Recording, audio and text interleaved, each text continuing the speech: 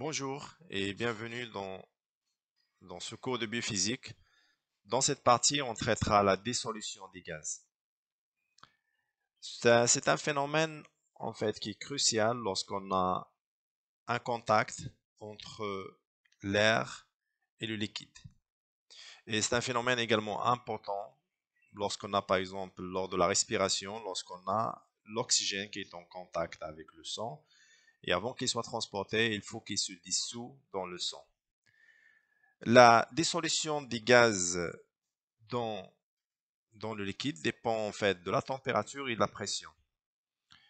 À une certaine température et pression, on a généralement un équilibre entre la pression partielle d'un gaz donné dans le liquide et dans l'air. Lorsqu'on a cet équilibre, on dit qu'il n'y aura pas en fait de dissolution de ce gaz dans le liquide.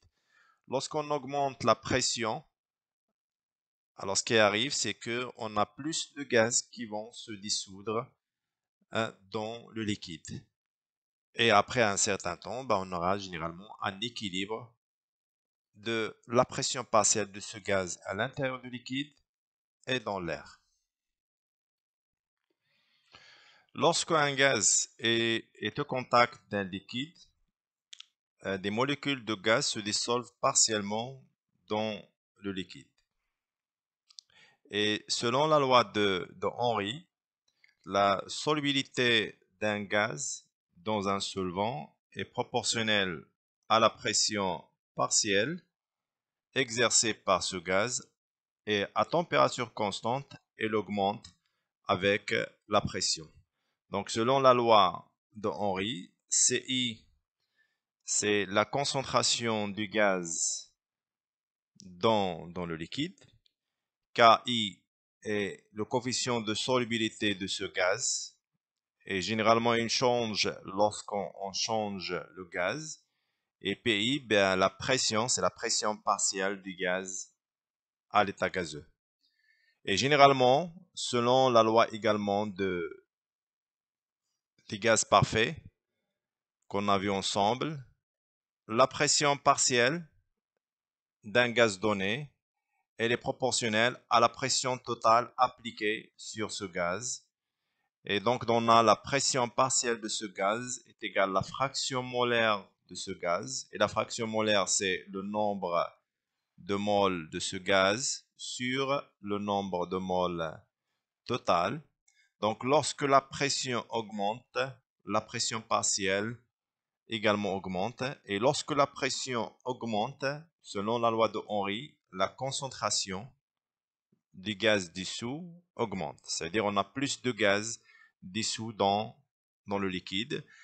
Et selon une hauteur donnée, par exemple, si on a un tube qui est ouvert, on a la pression en haut, on suppose que c'est une pression atmosphérique, et la pression au fond de ce tube est égale à P.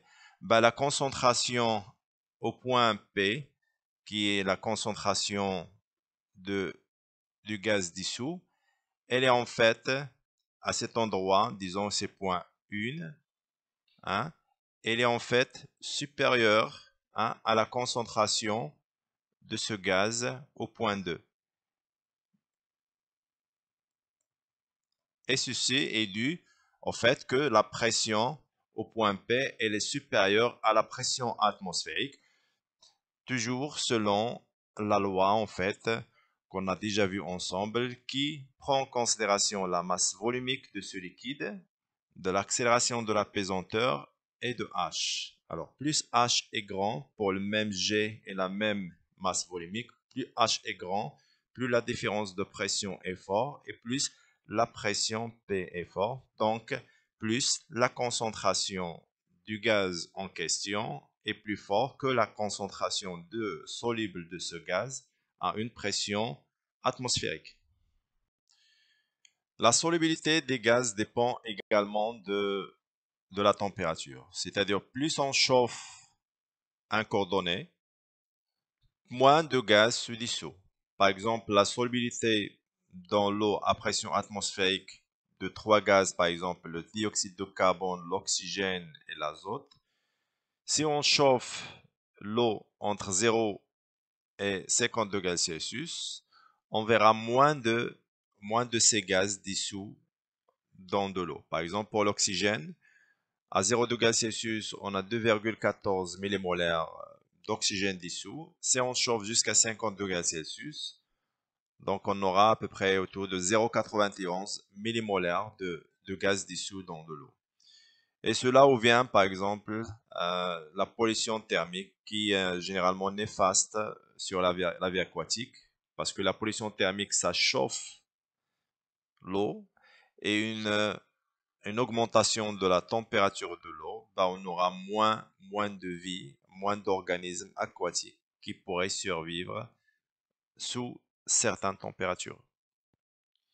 La dissolution des gaz est un phénomène qui est relativement lent, qui s'effectue toujours de façon progressive jusqu'à ce que la pression partielle de ce gaz dans l'air égale la pression partielle de même gaz dans le liquide. Par exemple, si on a une surface, disons qu'on a une surface d'eau et on a de l'air qui est composé, disons, de l'oxygène, hein, et d'autres gaz.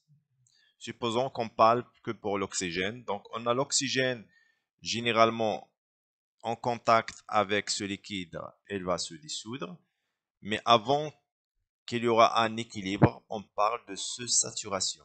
Ça veut dire qu'il n'y a pas un équilibre entre la pression partielle de l'oxygène dans l'air et la pression partielle de l'oxygène dans ce liquide qu'on suppose qui est de l'eau. Alors, une fois on a un équilibre entre les deux surfaces, on parle de saturation. Lorsque on a un excès de gaz dissous, et généralement pour avoir un excès de gaz dissous, ben on a premièrement, par exemple, pour la pression. Si on augmente la pression, par exemple, dans le fond de ce tube, alors généralement, ici, on aura une surdissolution. Ça veut dire un surplus de gaz qui est dissous, puisque la pression est plus forte en bas. Et ça, selon la relation qu'on a vue, qui est la relation de Henry, plus la pression augmente, plus le gaz se dissout encore plus. Et on parle de ce cas, je répète, la surdissolution ou la sursaturation. Et un exemple qui est plus instructif, c'est le cas d'une bouteille de soda qui est généralement fermée sous pression et dedans le dioxyde de carbone il est dissous. Si jamais on ouvre la bouteille de ce soda progressivement, ça veut dire on fait diminuer la pression lentement, donc généralement il n'y aura pas de formation de bulles. Par contre, si on ouvre la bouteille très rapidement, bah, il y aura une formation de bulles. Et ceci est dû sur le fait que on baisse la pression rapidement, donc le gaz qui est dissous, généralement le CO2, il va revenir à son état normal qui est gaz et il formera en fait des bulles. Une application de la loi d'Henry qui est la plus instructive est la surdissolution des gaz pour les plongeurs. Alors si on considère un plongeur qui fait de la plongée pour une profondeur de 10 mètres, alors 10 mètres il est équivalent à une pression P qui est égale 100 kPa. Et 100 kPa, bien sûr, elle est équivalent à 1 atmosphère. C'est-à-dire que c'est la pression à la surface de l'eau, c'est une pression atmosphérique. C'est-à-dire que la pression à cette profondeur égale la pression donnée due à ce liquide qui est 100 kPa, qui est P1, plus la pression atmosphérique. Donc la pression à cet endroit-là, profondeur à 10 mètres, elle est de 2 atmosphères. Alors si le plongeur reste un peu plus longtemps, bah, il y aura un équilibre entre les deux pressions, la pression du gaz qu'il respire et la pression de ce même gaz dans son corps. Alors bien sûr que lorsque le plongeur respire de l'air, l'air est généralement composé de l'azote et l'oxygène.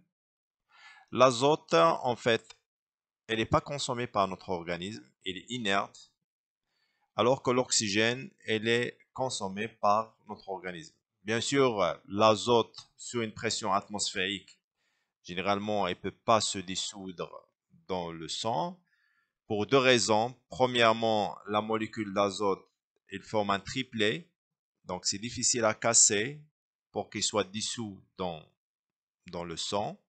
Et deuxièmement, l'azote est inerte. Premièrement, elle forme un triplet. Deuxièmement, elle est inerte. Et troisièmement, il y a une troisième chose, c'est qu'il n'y a pas de protéine qui peut transporter, l'oxygène dans le sang. Donc, il n'y a pas de protéine. Comme par exemple le cas de l'oxygène, on a l'hémoglobine, alors que pour l'azote, on n'a pas de protéines, on n'a pas de protéines dans notre corps qui va transporter l'azote dans le sang. Donc, lorsque le plongeur décide de remonter à la surface, donc il a une pression de 2 atmosphères, s'il remonte droit sur la surface, la pression va diminuer de 2 atmosphères à 1 atmosphère. Donc c'est une diminution qui est brutale.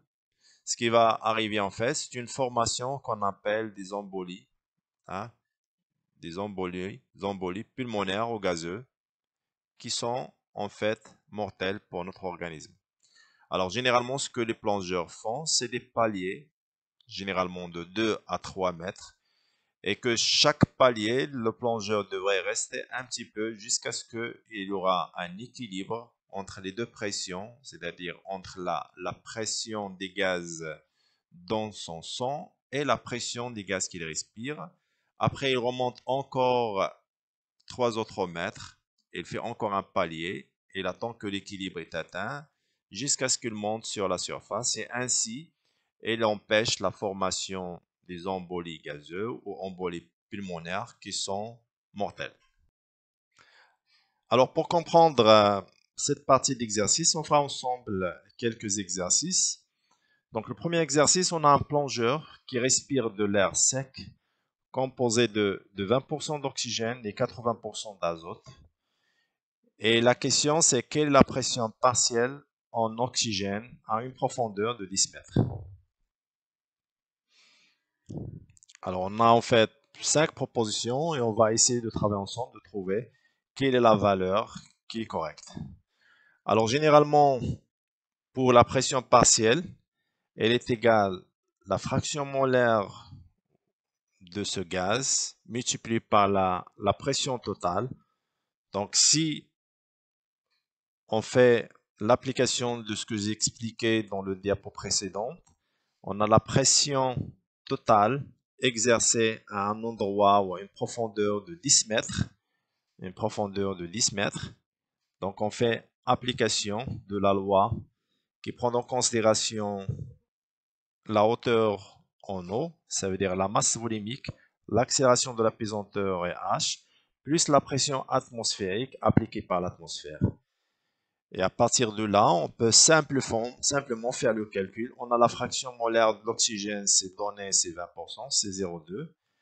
La masse volumique, elle est de 1 g cm3 par cm3. Donc, il faut convertir toujours en système MKSA ou un système international. C'est 10 à la puissance 3 kg par mètre cube. Donc, ça nous donne 10 à la puissance 3. Multiplié par 10, qui est l'accélération de la pesanteur, c'est 10 mètres par seconde au carré, et multiplié par la hauteur, qui est 10 mètres. La pression atmosphérique, puisque c'est une atmosphère, donc convertir en pascal, toujours selon le système international, et on aura comme réponse, c'est 4 fois 10 à la puissance 4, qui est la réponse D. Donc c'est 4 10 à la puissance 4 pascal.